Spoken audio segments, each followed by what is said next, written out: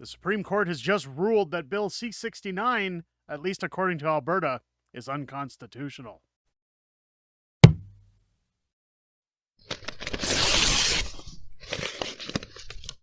Oh, yeah! What's going on, ladies and gentlemen? Welcome back to The Fringe. Happy Friday, and boy, what a way to end the week. It turns out that Justin Trudeau is going to be having a rough weekend, as this probably explains a lot in context to the video that was launched earlier this morning in regards to Danielle Smith being told to just sit this one out, so to speak, when it comes to environmental practices. Uh, Breaking news that the Supreme Court has just ruled that the majority of Trudeau's Bill C-69 is to be deemed as unconstitutional, as Danielle Smith in Alberta has taken that bill to the Supreme Court and is now officially, as of today, taken victory over that. And we're going to get into that, but this is very damning for Trudeau and his green plan, so to speak, as well as, you know, his carbon taxes, his whole we need to change things for the environment and climate change and yada, yada, yada. I think the writing's on the wall now that his crystal empire is starting to shatter. And again, a lot of people had said maybe Danielle Smith, you know, was rejected because her ideas are too feasible for what Trudeau's trying to push, which I agree with. But I think that this played a lot in it as well. And of course, this is breaking right now. Kean Bexty over on Twitter/X saying the Supreme Court has just ruled the majority of Trudeau's Bill C-69 to be unconstitutional. Alberta leaves the Supreme Court victorious with a major win for the country's energy sector. Now, one thing I wanted to show is key points of Bill C-69. Replaces the current authority responsible for environmental impact assessments, the Canadian Environmental Assessment Agency, with a new authority responsible for environmental, social, health, gender, and economic impact assessments. What does the environment have to do with people's gender? Like, this is where I always lose it when it comes to the government, is that like, when you looked at lockdowns, when you look at anything that Trudeau does, it's always, you're a racist, you're a misogynist, and a Nazi, and you're all these horrible bad things.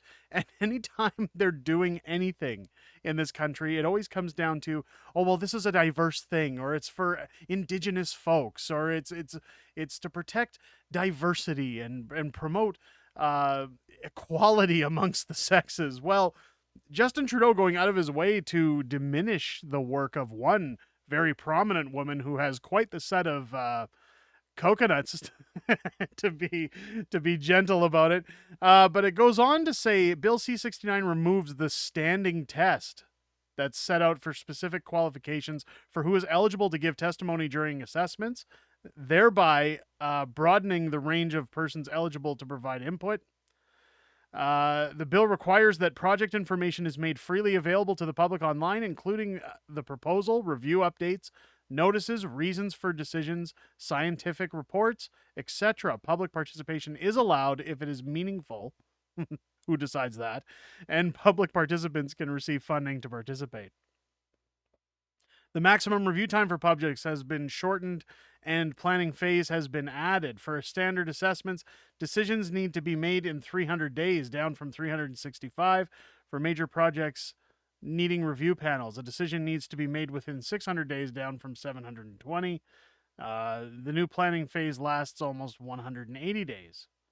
Project proponents are required to submit their own impact assessment report, including the results from required consultations and a plan for addressing mandatory factors. So again, red tape. But mandatory factors include concerns, interests, and rights of Indigenous people. There it is again. Key words that Trudeau likes to use. Climate obligations and effects on gender, sex, and identity issues. Again, where does this... Guys, is the weather changing because we have too many trans people? Is that what I'm to understand? Like, how is the environment dependent on gender? Like, I'm not trying to be insulting to anybody who identifies a certain way. Live your best life so long as you're not harming anybody. But what does this have to do with the environment? I just don't understand. The minister may, and again, I could be wrong. If I'm wrong about something, or if there's more meaning to this bill, somebody please let me know in the comments. But it was my understanding that Bill C-69 was about the environment. The minister may exercise discretion over whether to submit a project to a review panel. The minister can extend a project's review process for up to 90 days once that, and can also suspend the review time. The governor and council can also extend the review process, while the minister and the governor and council have the final say on project's approval. So again, the government decides whether something goes through or not. Part 2 of Bill C-69 replaces the National Energy Board with the Canadian Energy Regulator. Gotta love that word. The Canadian Environmental Assessment Agency, the Canadian Nuclear Safety Commission, and the NEB are responsible for steering different parts of the environmental assessment process. Under Bill C-69, the Impact Assessment Agency of Canada conducts the impact assessments, and the CER CNSC regulate the project life cycles. CER and CNSC may provide recommendations for impact assessments. So, of course, this mostly being deemed as unconstitutional by the Supreme Court.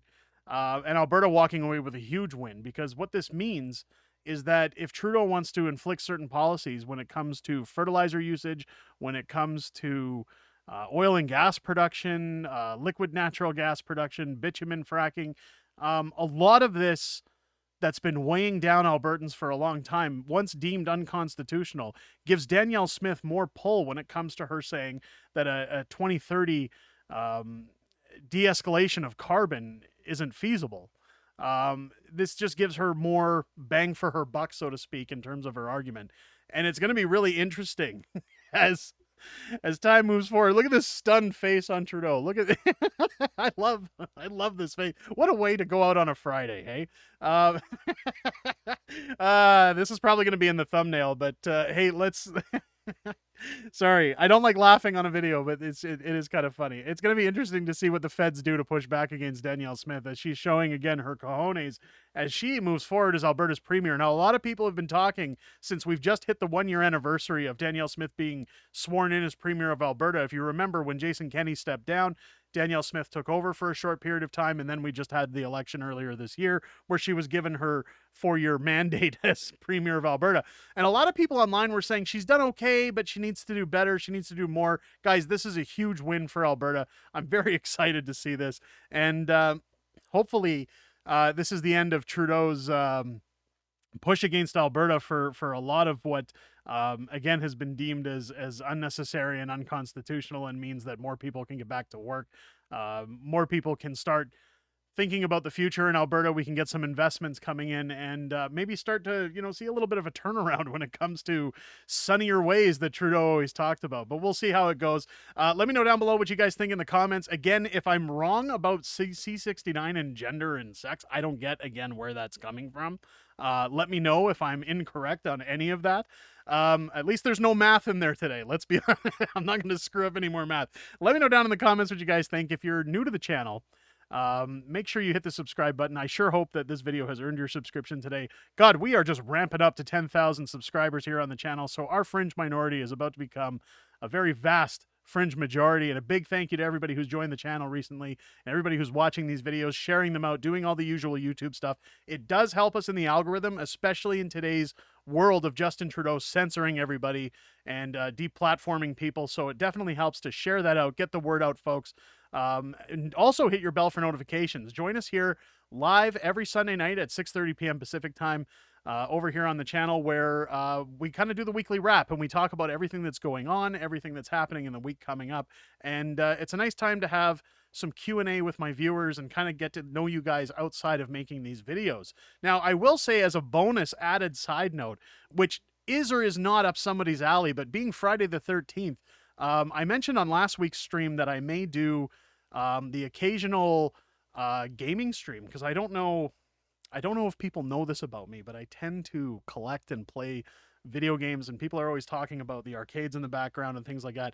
So I thought, what better way to spend Friday the 13th than maybe doing a surprise gaming stream tonight, and I'll play the newest rendition of Friday the 13th and hang out here on the channel. Now, again, the games are not the portion to bring people here, but it's a chance for people to come and chat with me while I sit and hang out. That's how I unwind. That's how I relax. And since it's Halloween month, maybe you guys can come out, hang out. If there's anything you guys want to chat about, hit me up in the chat. You don't even have to watch the gameplay footage. It's more just, again, a chance for people to come and hang out. If you guys want to watch that, it'll be going live later this evening. Turn on your bell for notifications when that drops. And I look forward to seeing everybody there. I hope you guys enjoyed this video. I sure did. I'll catch you on the next one.